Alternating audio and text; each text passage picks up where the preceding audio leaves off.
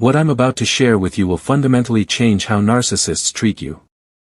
Carl Jung discovered something profound about human psychology that most people never learn, and by the end of this video, you'll have the exact words that make narcissists respect you instantly. But first, let me tell you what happens when you get this wrong. You've probably experienced it. That moment when someone dismisses you, talks over you, or treats you like your feelings don't matter. And here's what most people do: they either explode in anger or shrink into silence. Both reactions feed the narcissist's need for control. But Carl Jung said something revolutionary: everything that irritates us about others can lead us to an understanding of ourselves. He understood that narcissists aren't just difficult people, they're wounded individuals operating from a place of deep insecurity, and they're testing you to see if you'll validate their distorted sense of power. Here's what you need to understand, and this will shock you. Narcissists don't actually want to destroy you. They want to control you. And the moment you understand this distinction, everything changes. According to Carl Jung, narcissists are trapped in what he called the shadow self, the parts of their personality they've rejected and projected onto others. But here's the key that most people miss. When you react emotionally to a narcissist's behavior, you're actually giving them exactly what they want. You're confirming their belief that they have power over your emotional state. Carl Jung discovered that the unconscious mind operates through patterns, and narcissists are unconsciously seeking someone who will either submit to their control or engage in their drama. So what do you say to break this pattern? The answer will surprise you because it's not what you think. Most people believe you need to fight fire with fire, to match their energy, to show them you're not weak. But Carl Jung taught us something different. He said, the meeting of two personalities is like the contact of two chemical substances: if there is any reaction, both are transformed. Here's the exact phrase that changes everything. When a narcissist tries to diminish you, dismiss you, or control you, you look them in the eye and say, starting today, I'm done having these kinds of conversations with you. Wait, don't skip ahead, let me explain why this works. Carl Jung said that every human behavior serves a psychological function. Narcissists behave the way they do because they're trying to regulate their own internal emotional state. They need external validation to feel worthy, and they need to create chaos and confusion to maintain their sense of control over others. But here's what happens when you use Jung's approach. When you declare that you're done engaging in their toxic patterns, you're doing something they don't expect. You're not fighting them, which would give them the drama they crave. You're not submitting to them, which would feed their need for control.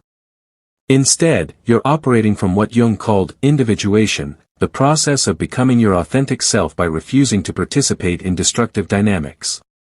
This phrase works because it does three things simultaneously, and this is crucial.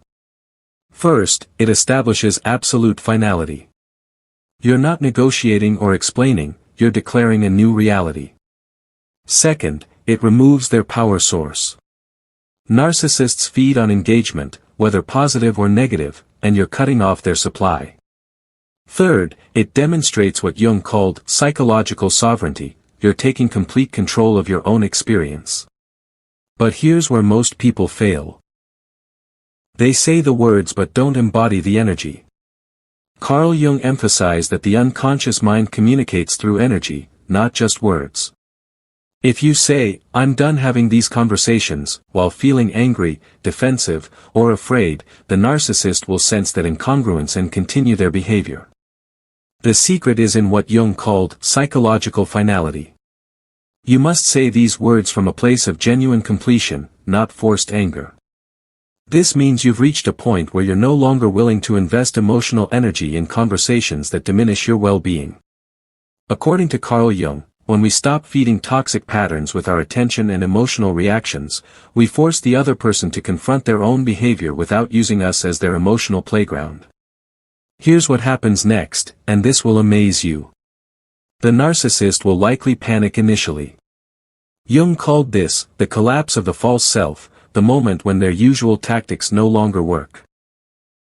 They might accuse you of being unreasonable, cold, or unfair.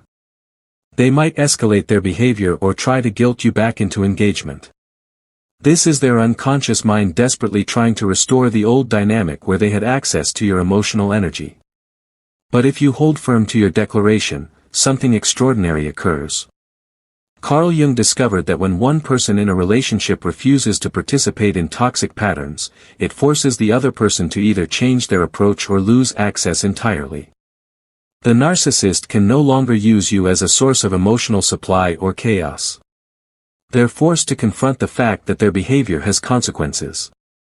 Some will attempt to respect this new boundary and modify their communication.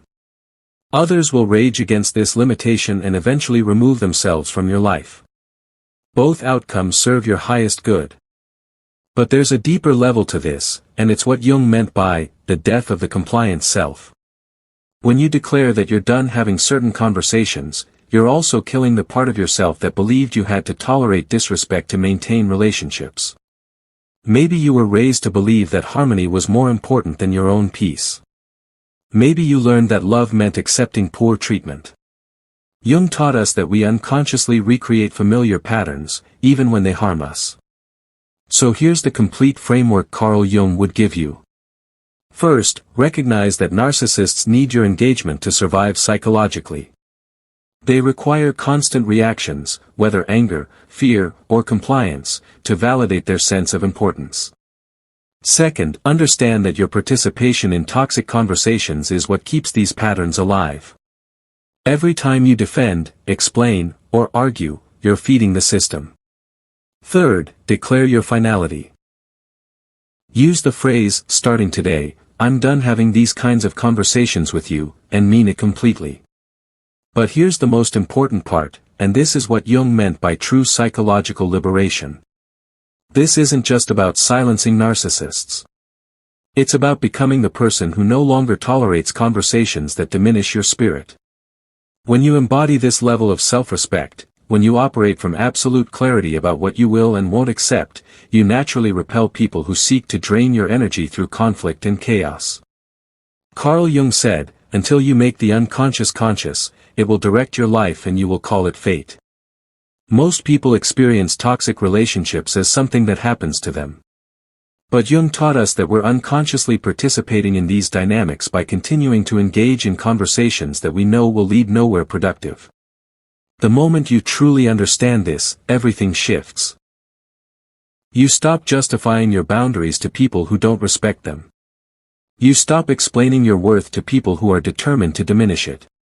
You stop participating in circular conversations because you've decided that your mental peace is non-negotiable. This is what Jung called conscious choice, the ability to recognize destructive patterns and refuse to participate in them, regardless of how others respond. When you achieve this, narcissists don't just respect you, they often avoid you entirely because you no longer provide the emotional chaos they require. So remember these words, starting today, I'm done having these kinds of conversations with you. Practice them. Mean them. And watch as the people who've been disrespecting you either completely change their approach or remove themselves from your life entirely. Because according to Carl Jung, the goal isn't to change others, it's to become so authentically yourself that only authentic people can remain in your presence. That's the real secret to never being disrespected again. Thank you so much for staying with me through this exploration. If you found value in today's discussion, don't forget to subscribe to the channel and share this video with someone who might benefit from it.